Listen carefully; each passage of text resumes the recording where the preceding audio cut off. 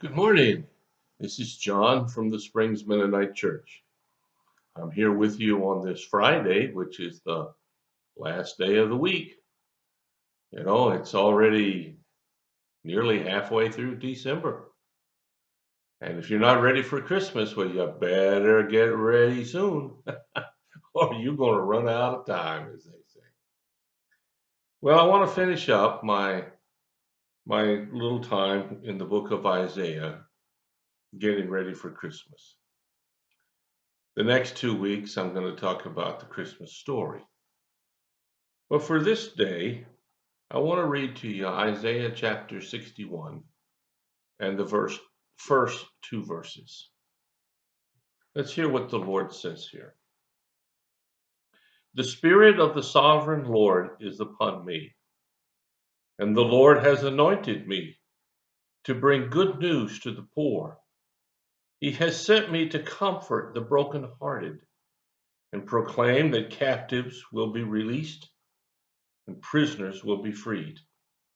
He has sent me to tell those who mourn that the time of the Lord's favor has come.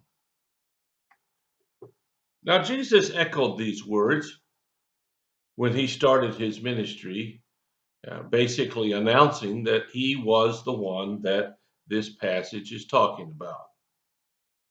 And it defines his ministry. It defines what are the priorities, what is the importance of God's action in the world. Now, sometimes we construe that one way or another with our theologies. Some groups go off in one direction, and some groups go off in another direction, and some groups go off in yet still another direction. And each group thinks that they have the right idea. And I'm not going to say they don't. I don't know. I'm not God. They're certainly free to think it any way they want to. But I want to look at this passage. That's what I want to focus on as we get ready for Christmas and we think about the birth of the baby who grew into the man who died for the sins of the world. Who was that man? What was he about? Why did he come? Well, this passage helps explain all that stuff. Starts out, the Spirit of the Lord is upon me. The Lord has anointed me. This is saying that the servant who's coming has been sent directly from God. No doubt about it. No questioning about it. You can argue it if you want to. Won't change anything. Because the Spirit of God has come upon and anointed this person in a way unlike anybody else in the history of the world. And that's Jesus. And what is he to do? Well, let's listen real carefully and try to listen without already knowing. For the Lord has anointed me to bring good news to the poor. Now, who are the poor? Is it the people who don't have much money? Yeah. Is it the people who have a lot of money? Yeah. Is it the lowliest person who has no power in this world? Yeah.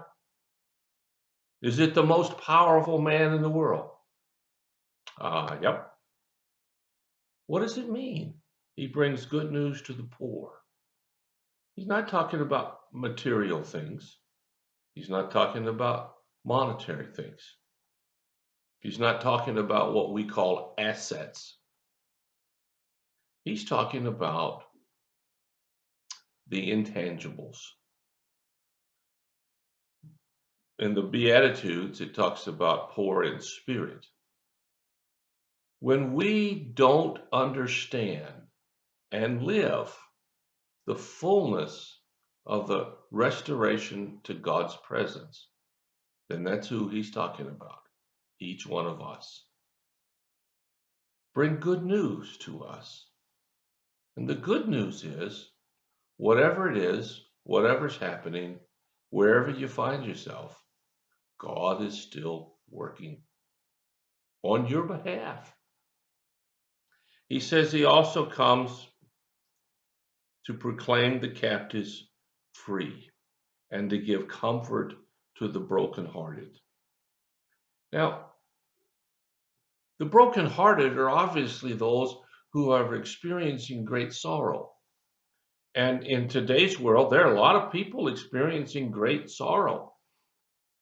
Almost 300,000 people have died because of this virus. If that doesn't cause you to wonder, something's wrong with you. I mean, that's horrible.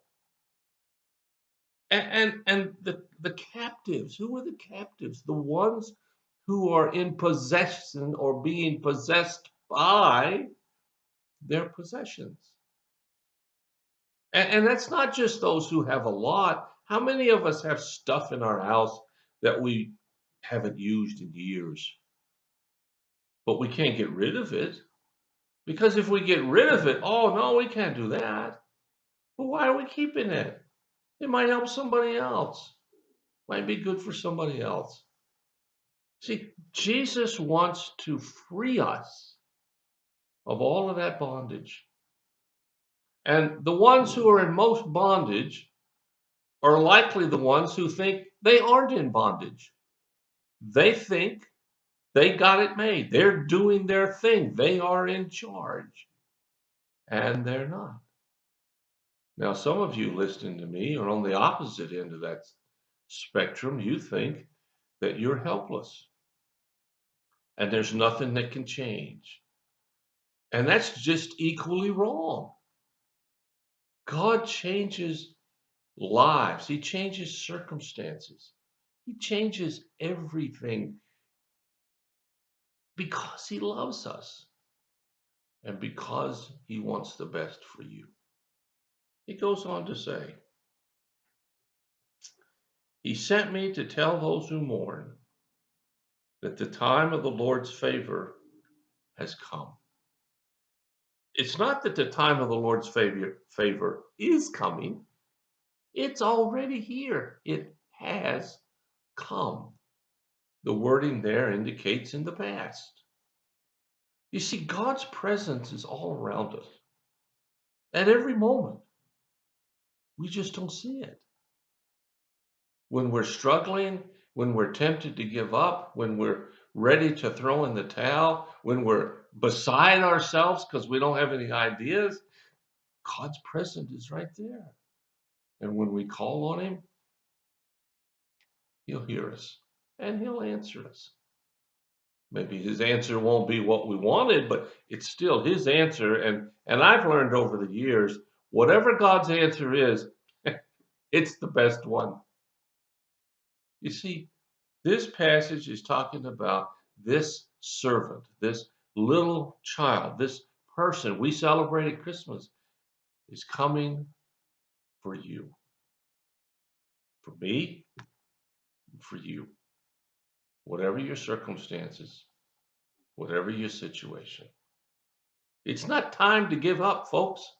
It's time to be hopeful and charge ahead. Why? Because the Spirit of God in this person, Jesus, has come.